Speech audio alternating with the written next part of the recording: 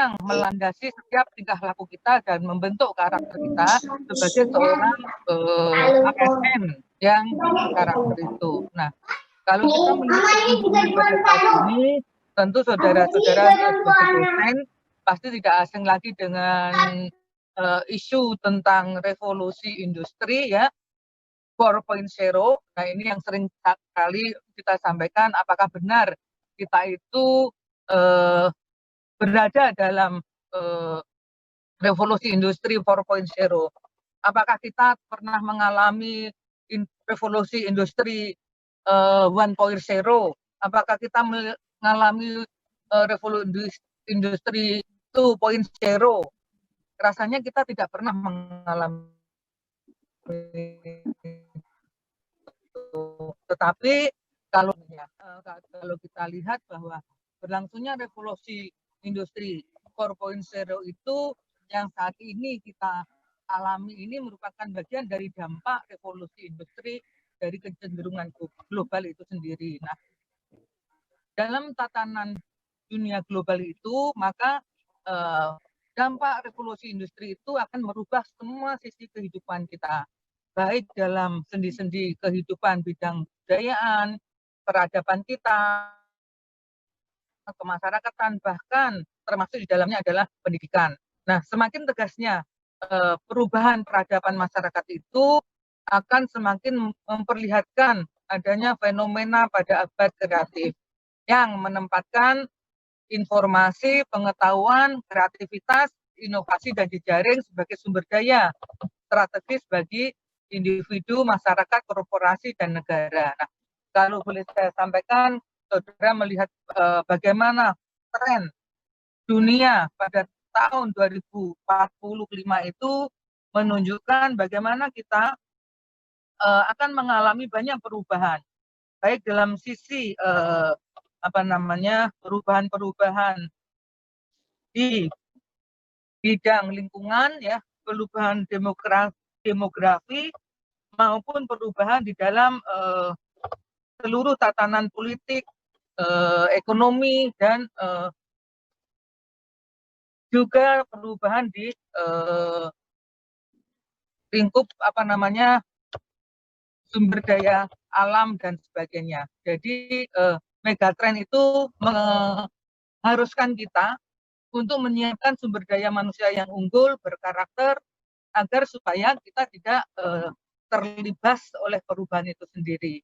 Nah, suatu perubahan itu adalah suatu keniscayaan, maka siapa yang tidak mengikuti geraknya laju perubahan, maka dia akan tertinggal oleh perubahan itu sendiri. Nah, oleh karena itu kalau kita melihat bagaimana adanya urbanisasi global, demografi dunia, itu yang menunjukkan bahwa bagaimana Indonesia pada tatanan demografi dunia itu masih mengalami laju pertumbuhan penduduk yang sangat tinggi. Jadi baby boomers itu pada tahun 2045 itu harus benar-benar kita siapkan supaya kita dapat menghasilkan sumber daya manusia yang unggul, yang tidak menjadikan blunder bagi pertumbuhan dan kemajuan bangsa Indonesia. Nah, apabila kita bisa mengelola sumber daya manusia itu dengan baik, maka kita akan dapat mencapai manusia unggul atau generasi emas yang berdaya saing, berjiwa Pancasila. Ini yang kita perlukan untuk menyongsong 2045 dengan banyaknya tingkat kelahiran di Indonesia. Berbeda dengan negara maju ya, yang tingkat kelahirannya sangat rendah, bahkan hampir zero ya, karena di sana itu hampir semua orang wanita itu tidak mau melahirkan. Karena apa? Karena biaya yang sangat tinggi ya, biaya hidup yang sangat tinggi, biaya pendidikan yang sangat tinggi, itu menjadikan beban bagi mereka. Bahkan ketika pemerintah di negara-negara maju itu memberikan fasilitas bagi mereka, para perempuan yang melahirkan atau keluarga yang melahirkan itu sumbangan atau namanya subsidi ya, subsidi bagi anak atau bayi-bayi yang mereka lahirkan itu diberi subsidi oleh pemerintah. Namun mungkin karena beban dan tanggung jawab yang harus mereka pikul, mereka tidak jarang yang mau untuk melakukan atau melahirkan anak pada saat ini. Nah, selanjutnya kalau kita lihat slide di depan bahwa bagaimana kita melihat kondisi yang dihadapi generasi milenial di abad 21, bahwa revolusi industri 4.0 itu akan menghasilkan 35 jenis pekerjaan yang akan hilang pada tahun 2025. Dan 65% tumbuh kompetensi baru yang berbasis pada teknologi informasi dan komputer. Dan ini sudah kita lakukan ya, sudah terjadi di Indonesia. Bagaimana COVID ini sendiri ya, di samping revolusi industri 4.0 itu, COVID itu juga sudah memporak-porandakan ya tatanan sistem kerja di Indonesia, termasuk sudah memberikan kontribusi yang besar terhadap pengangguran. Artinya banyak tenaga-tenaga produktif yang ter-PHK karena situasi COVID 2019 itu. Nah, kemudian di tataran global 14,2 juta tenaga kerja cakap itu akan bermigrasi antar negara ASEAN. Nah, oleh karena itu kemarin banyak sekali dibahas bagaimana nanti rektor yang akan bisa menduduki universitas-universitas negeri di Indonesia, termasuk isu-isu lain, isu-isu bagaimana para tenaga kerja yang siap memasuki dunia kerja di Indonesia itu dari negara-negara ASEAN itu dapat memperoleh pekerjaan di Indonesia. Nah, kenapa begitu? Karena ini sebenarnya sudah suatu kebijakan yang sudah diterapkan sejak tahun 1995.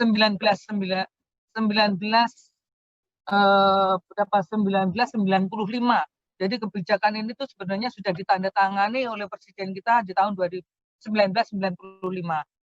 Nah, dalam pertandatanganan itu apa yang dikenal dengan AFTA ya, bahwa di tahun 2015 itu kita akan menerima semua tenaga kerja asing dari negara ASEAN untuk dapat bekerja di Indonesia. Nah, oleh karena itu kita harus menyiapkan tenaga kerja unggul yang mempunyai kompetensi yang cukup. Kemudian kebutuhan domestik ada 58 juta tambahan tenaga kerja cakap pada tahun 2030 itu akan semakin diperlukan. Seperti kalau kita lihat saat ini bagaimana jasa laundry, jasa catering ya, jasa pembersih rumah, jasa pembersih kebun itu di kota-kota besar mulai banyak dan mereka digaji sesuai dengan gaji UMR. Jadi kalau di Jakarta sudah hitungannya tidak lagi per bulan gitu ya, tetapi per jam, per hari gitu. Itu sudah bagaimana tenaga kerja cakap itu akan masuk ke dalam sistem kerja domestik. Dan yang paling penting bahwa pada kondisi saat ini generasi milenial atau mereka itu disebut dengan digital native itu adalah pengguna aktif media sosial dan pembelajar cepat dan cerdas yang begitu cepat memberikan respon yang sangat respon yang sangat aktif di dalam penggunaan internet, dan internet itu memegang peranan yang sangat masif di hampir seluruh masyarakat di Indonesia. Kalau kita lihat nanti bagaimana internet itu mempunyai dampak yang luar biasa terhadap seluruh lapisan masyarakat di Indonesia. Nah, kemudian pertanyaannya adalah bagaimana pendidikan masa depan kita? Bagaimana kita menyiapkan sumber daya manusia kita sesuai dengan tuntutan zaman seperti ini? Nah, kemudian lanjut.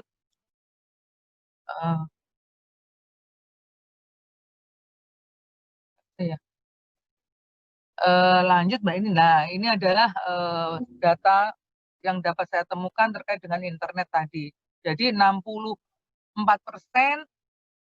penduduk Indonesia itu adalah pengguna internet, dan 10 pengguna terbesar itu adalah mereka menggunakan YouTube, WhatsApp, Facebook, Instagram, dan seterusnya. Artinya bahwa dampak internet itu luar biasa. Coba bayangkan kalau 60% penduduk Indonesia itu mengakses berita apa saja dalam internet itu.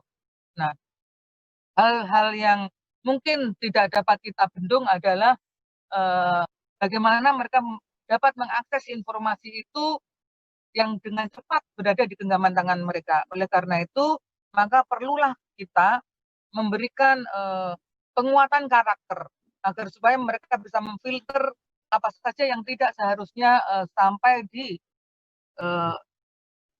apa yang seharusnya tidak menjadi bagian yang artinya mereka bisa memilah mana yang boleh, mana yang tidak boleh, mana yang baik dan mana yang tidak baik apabila itu dapat dilakukan jika mereka mempunyai karakter yang kuat dan mempunyai landasan Pancasila yang kokoh.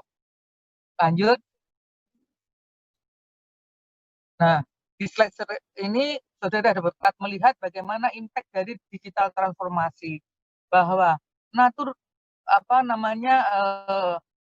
pekerjaan-pekerjaan yang muncul kemudian itu adalah bagaimana tenaga-tenaga kerja yang cakap, yang kurang cakap itu akan diganti oleh tenaga-tenaga kerja yang cakap, berupa mesin-mesin, berupa robot-robot yang pintar, yang mereka dapat melayani dengan cepat dan dikreasikan begitu rupa, sehingga dia bisa menggantikan tugas-tugas manusia yang dirasa ya, tugas-tugas manusia yang dirasa tidak begitu dapat dikerjakan dengan baik oleh manusia, dan akan lebih baik kalau dikerjakan oleh robot-robot pintar ini. Nah, kemudian juga inovasi di bidang ekonomi itu akan memunculkan data-data baru, mata uang baru ya, berupa informasi dan data, kemudian bentuk-bentuk kapital baru berupa talent kreatif, cross disipliner. Nah, talent kreatif itu seperti apa? Kalau saudara melihat bagaimana kota Jember itu dahulunya tidak dikenal sebagai kota yang seperti saat ini, tapi dengan talenta kreatif, yaitu dan malah menggangguin gue ini jadi asrot. Seperti juga almarhum Dias ya, yang mempunyai gagasan, karena dia ini seorang fashion designer, dia mempunyai gagasan bahwa fashion show itu tidak harus di dalam catwalk yang panggung tertutup, tetapi fashion show itu bisa juga dilaksanakan di atas panggung yang lebar, yang luas, yaitu di jalan raya yang ada di depan Kabupaten Jember itu. Nah, oleh karena itu ide kreatif itu kemudian memunculkan talent-talent yang lain dengan usaha jasa di bidang perhotelan, usaha jasa di bidang transportasi, usaha jasa di bidang pariwisata dan sebagainya. Inilah kreatif talent yang dibutuhkan untuk mengembangkan bentuk-bentuk baru dalam kapital itu, yang akan menghasilkan banyak pendapatan dan menumbuhkan inovasi-inovasi baru dan meningkatkan kesejahteraan masyarakat melalui kemudahan akses dalam mendapatkan pekerjaan. Nah, kemudian juga new skill itu ada AI atau AI itu apa ya?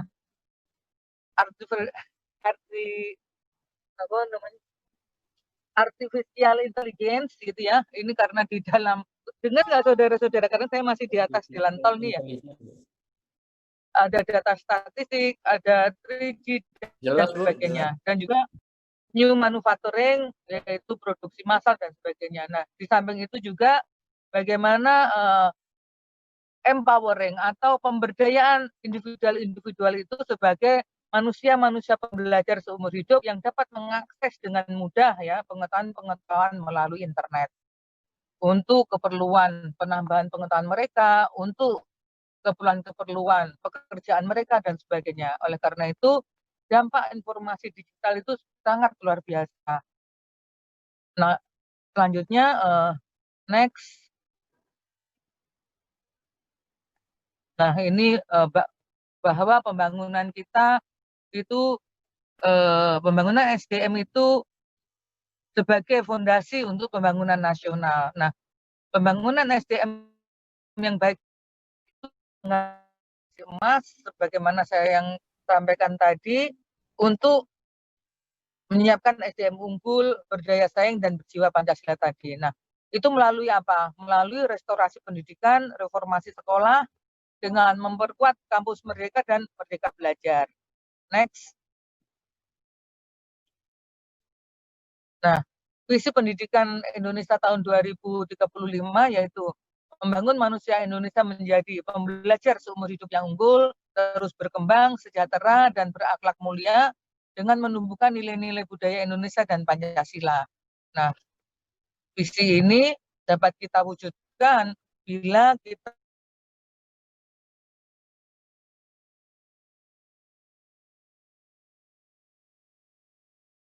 kita yaitu menciptakan pelajar Pancasila ya yang berketuhanan dan berakhlak mulia, mandiri, bernalar kritis, berkebenekaan unggul, global, gotong royong, dan kreatif. Nah, kemudian juga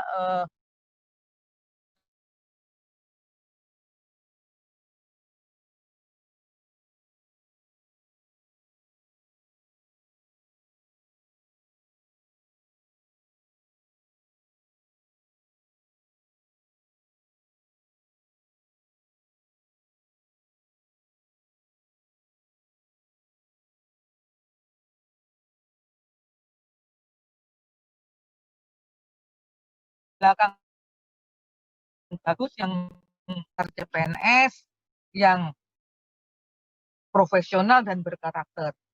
Kemudian lanjut, untuk itu kita perlu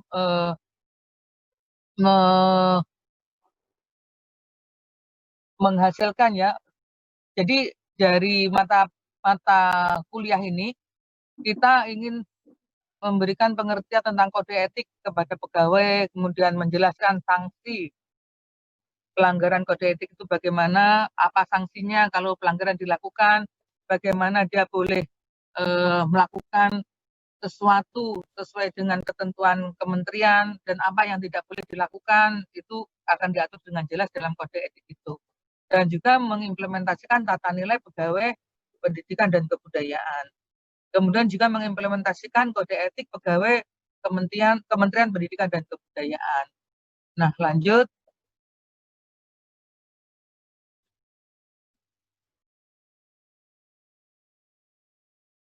Nah, kenapa diperlukan peraturan etika?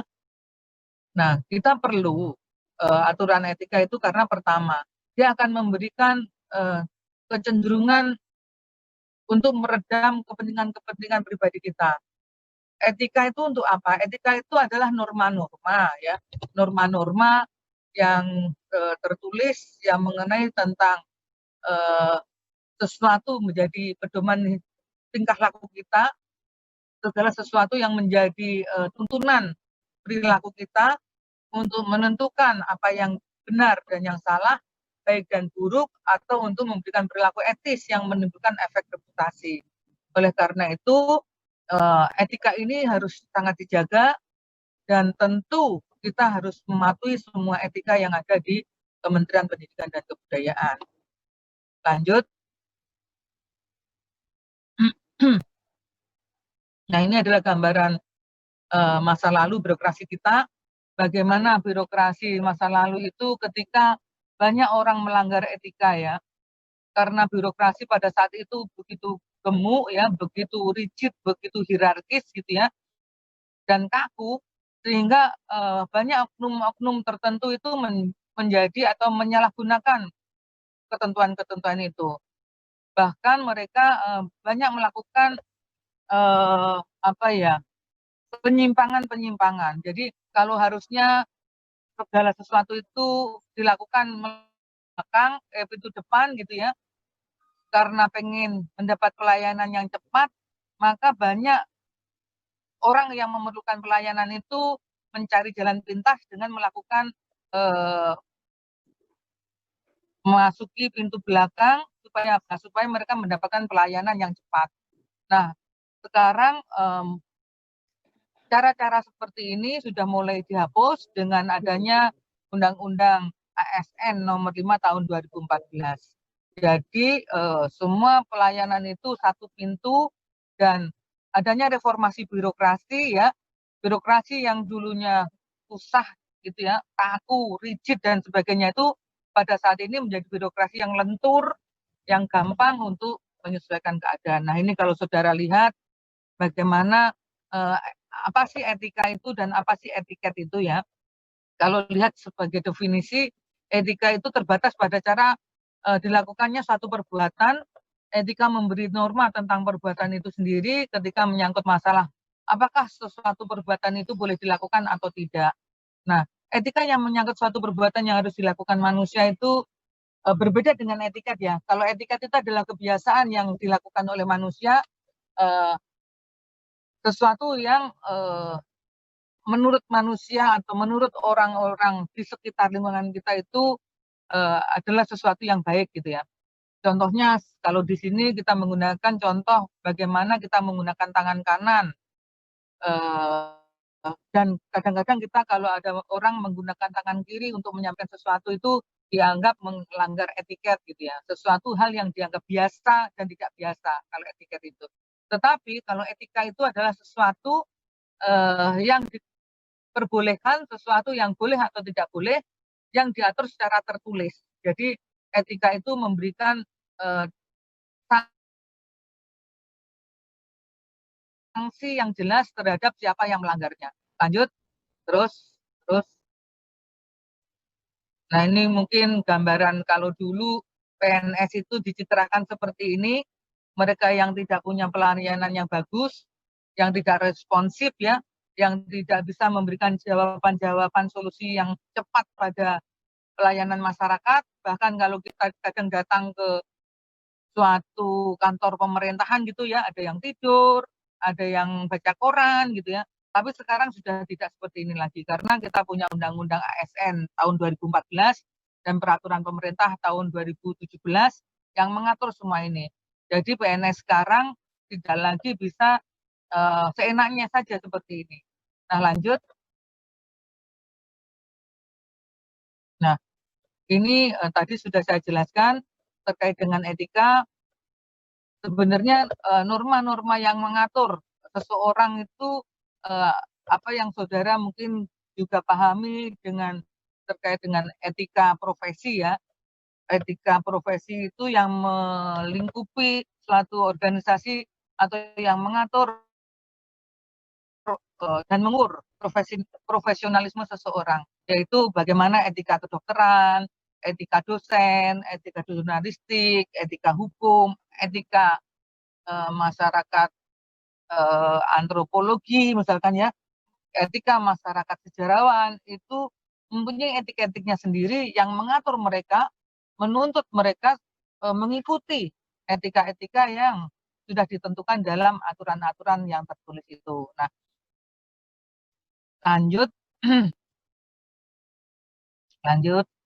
Nah, ini adalah apa yang tadi ini kan dengan kode etik ya. Etika itu selalu terkait dengan kode etik. Jadi apa yang boleh, apa yang tidak boleh. Nah, di dalam etika, ruang lingkup etika Kementerian Pendidikan dan Kebudayaan itu ada etika terhadap diri sendiri ya. Bagaimana kita mengatur hubungan kita dengan Tuhan, bagaimana kita mengatur dengan sifat kita sendiri gitu ya. Terkait dengan kejujuran, sopan santun itu adalah etika terhadap diri kita sendiri gitu ya. Nah, ini juga dicontohkan dengan surat edaran Sekjen nomor 7 tahun 2020 tentang pakaian kerja pegawai di lingkungan Kementerian Pendidikan dan Kebudayaan. Jadi semua itu ada aturannya. Nah, kemudian etika terhadap sesama pegawai, bagaimana kita menghargai, menghormati sesama pegawai di kantor kita. Dan juga menjunjung tinggi korps sebagai negeri sipil ya, korpri, dan mungkin saudara-saudara sebelum kemarin ikut diklat Latsar ini, mungkin saudara sudah mengucapkan sumpah korpri ya, sumpah korpri ya, korps pegawai negeri itu yang ada 15 butir. Mungkin kalau belum ya saudara bisa searching, mencari ya, baca-baca. Di situ jelaskan bagaimana mengatur semua tingkah laku kita dan apa yang boleh dan tidak boleh kita lakukan. Jadi sumpah korpri itu juga penting. Nah, bagaimana apabila kita apabila kita melakukan pelanggaran misalkan ya, ketika kita melakukan etik kita sebagai pegawai negeri ya, karena kita kan juga diatur untuk masuk ke kantor itu kita kan diatur sesuai dengan Permenpan ya, sesuai dengan Permenpan tahun 2012 itu ada edaran bahwa pegawai negeri itu harus masuk jam 07.30 dan berakhir di 16.00. Artinya kita itu mempunyai jangka waktu 8 jam di kantor. Nah, bagaimana bila kita melakukan pelanggaran terhadap jam masuk kerja itu saja? Misalkan kita masuk setengah 8 ya seharusnya, tetapi kemudian kita datang atau hadir di kantor itu pukul 07.45. Artinya kita sudah kelebihan dari waktu yang seharusnya. Nah, itu nanti akan dihitung jadi berapa keterlambatan kita itu akan dihitung secara kumulatif. Apabila keterlambatan kita itu mencapai 24 jam dalam hitungannya, maka kita sudah dihitung sebanyak 1 hari tidak masuk kantor. Nah, dalam 1 bulan seorang pegawai itu tidak diperbolehkan tidak masuk kantor 3 hari berturut-turut. Karena apa? Kalau sudah 3 hari berturut-turut atau 3 hari dalam sebulan tidak masuk tanpa izin, tanpa alasan yang jelas kepada atasannya ya, alfa artinya, maka atasannya wajib untuk memanggil PNS itu dan menanyakan apa yang terjadi terhadap PNS itu ya. Jangan-jangan karena dia sakit atau apa ya, tapi bisa juga mungkin karena hal lain. Nah, bagaimana bila misalkan PNS itu tidak masuk secara terus-menerus selama 3 bulan, atau dia terlambat atau tidak melakukan presensi gitu ya, ternyata setelah dihitung itu terakumulasi secara hitungannya tuh lebih dari 90 hari. Berarti kan sudah lebih dari 3 bulan ya. Kalau 1 bulan aja kita masuk hanya 20 hari. Kalau 90 hari, kalau 3 bulan sudah hampir lebih dari 3 bulan. Maka dipanggil proses, diprosesnya langsung datang ke rumahnya, sih begitu ya. Nanti setelah dicari informasi ternyata dia tetap tidak masuk, maka harus dilakukan pemanggilan terhadap pegawai yang tidak masuk itu. Kemudian nanti setelah itu akan ditanya apa alasan dia tidak masuk, apakah dia ketika dipanggil ini dalam keadaan sehat dan bisa memberikan jawaban secara sadar dan penuh tanggung jawab. Jadi seperti itu. Maka ketika ternyata pegawai ini benar-benar melakukan pelanggaran, maka dia akan dikenai sanksi. Tapi sebelum dikenai sanksi, pegawai yang bersangkutan itu akan diberikan hak untuk melakukan pembelaan ya, hak untuk melakukan pembelaan terhadap dirinya terkait dengan apa yang menjadi persoalannya.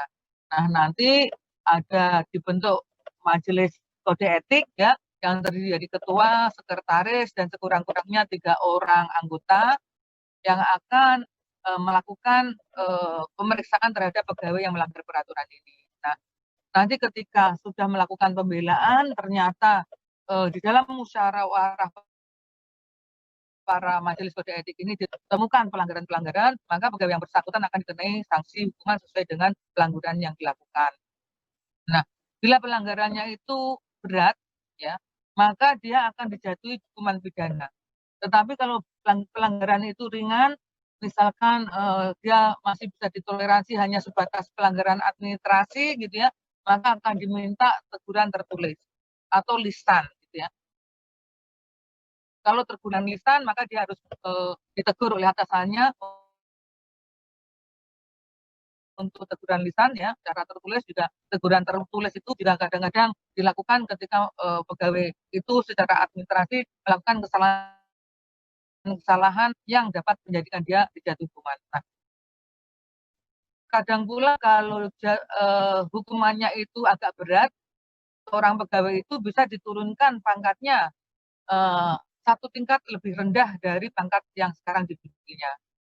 Bahkan kalau saudara melihat perkembangan di media sosial, media massa, media elektronik ya terkait dengan perkembangan kasus Joko Chandra itu ya, maka seorang PNS itu kemudian dibebas tugaskan atau dinonjobkan karena dia dipandang sudah melakukan pelanggaran disiplin tingkat berat. Nah, hal-hal itulah yang menjadi perhatian. Mohon juga saudara menjadi perhatian saudara untuk hal-hal administrasi ini kelihatannya sepele tetapi sangat menentukan dalam bidang karir saudara. Nah, lanjut mungkin kita perlu juga menyampaikan terkait dengan etika bernegara. Etika bernegara, etika organisasi ini nanti kita kalau organisasi terkait bagaimana kita melaksanakan tugas dan wewenang kita sesuai dengan ketentuan yang ada ya.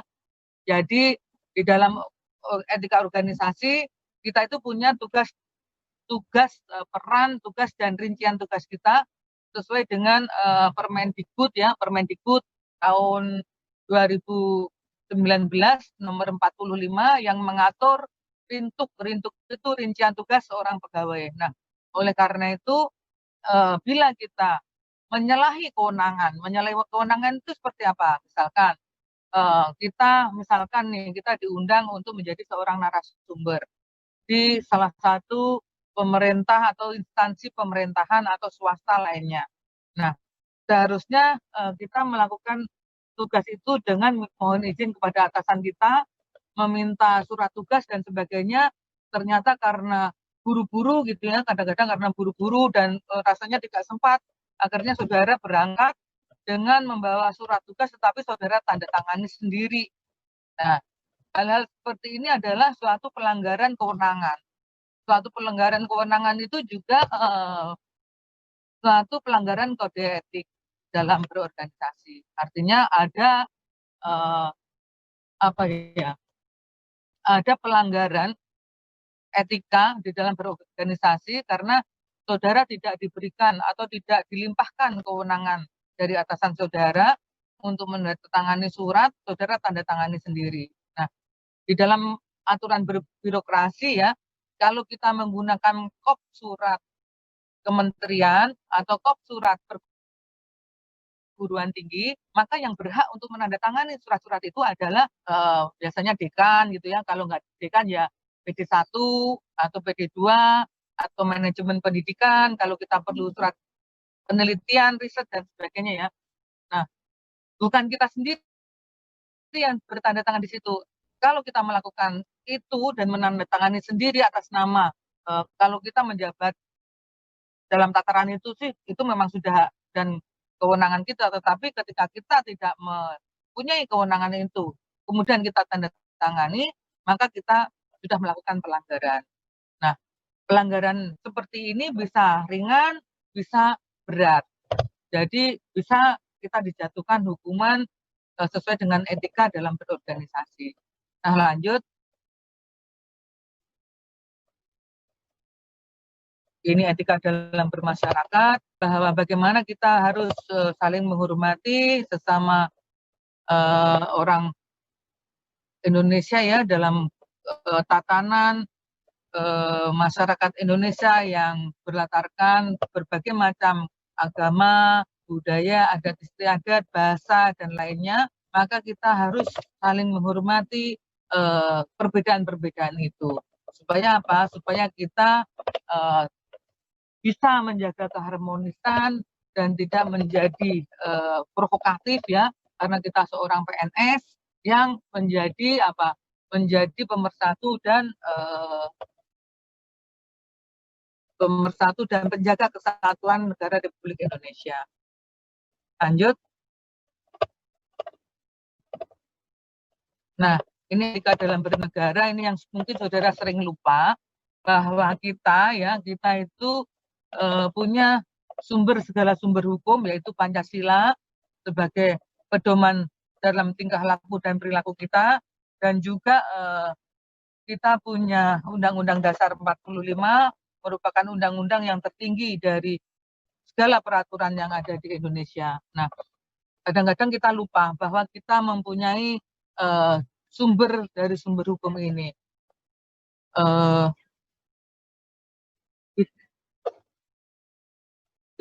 Ini yang punya Bu Anu, ada alamatnya ada di sini, Bu Nani. Sebentar, maaf.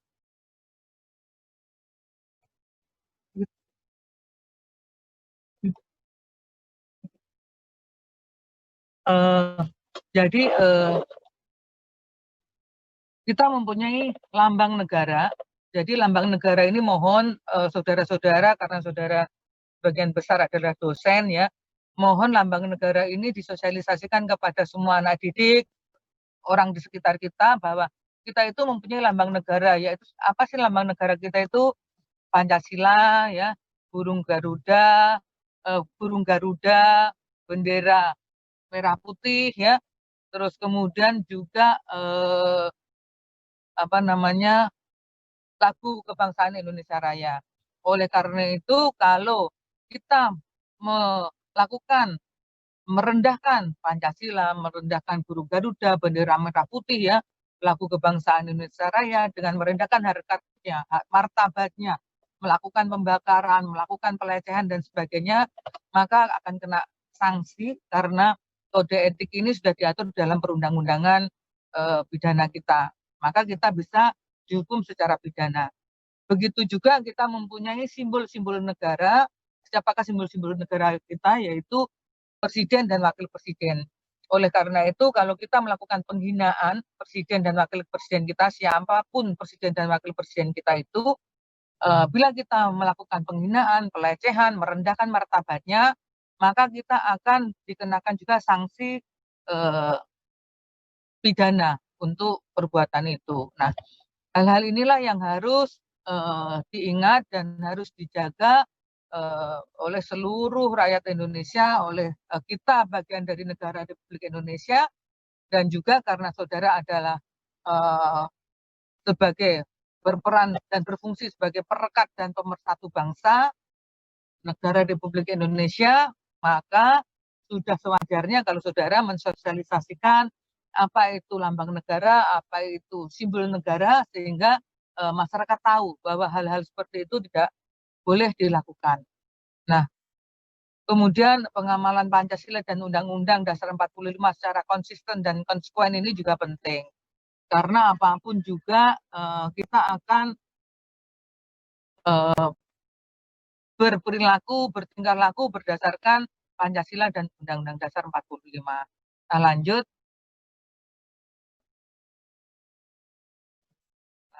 Nah, ini tadi sudah saya sampaikan, sanksi tadi sudah. Lanjut. Di Gunani itu lanjut. Kode etik tadi sudah saya sampaikan. Lanjut.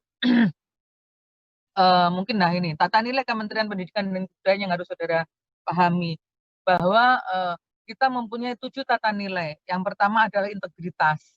Mungkin kemarin saudara di waktu pembukaan sudah menyaksikan bagaimana Mas Menteri menyampaikan bahwa kita itu orang pintar itu banyak gitu ya. Orang pintar itu banyak. Orang pintar itu bisa kita didik dengan sangat cepat. Tetapi memiliki integritas itu adalah sangat susah kita dapatkan, karena integritas itu hal yang benar-benar harus dimulai dari kecil, harus dididik atau disosialisasikan dan diinternalisasikan sedemikian rupa sehingga mendarah daging di setiap bagian dari tubuh kita. Oleh karena itu, integritas itu sangat penting, apalagi kita sebagai bagian dari pendidik, pencerdas bangsa. Nah, ini adalah hal paling utama yang dilakukan, yang perlu kita jaga, yaitu integritas. Kemudian kreatif dan inovatif ya. Terus kemudian juga inisiatif ya, pembelajar, menjunjung meritokrasi, terlibat aktif dalam tridharma perguruan tinggi, dan tentu tanpa pamrih. Kalau kita belum sudah merasakan berat gitu ya, melakukan sesuatu karena tidak ada duitnya gitu ya, wah kalau ini sih riset nggak ada duitnya, nggak usah dikerjakan kan kadang-kadang gitu ya. Itu akan menjadikan kita berat untuk melangkah. Tetapi kalau kita akan dengan mudah melakukannya atau dengan ikhlas, maka semuanya akan gampang kita lakukan dan akan diberi kemudahan. Nah, mungkin itu saja Bu Eni yang dapat saya sampaikan. Saya kembalikan kepada Bu Eni.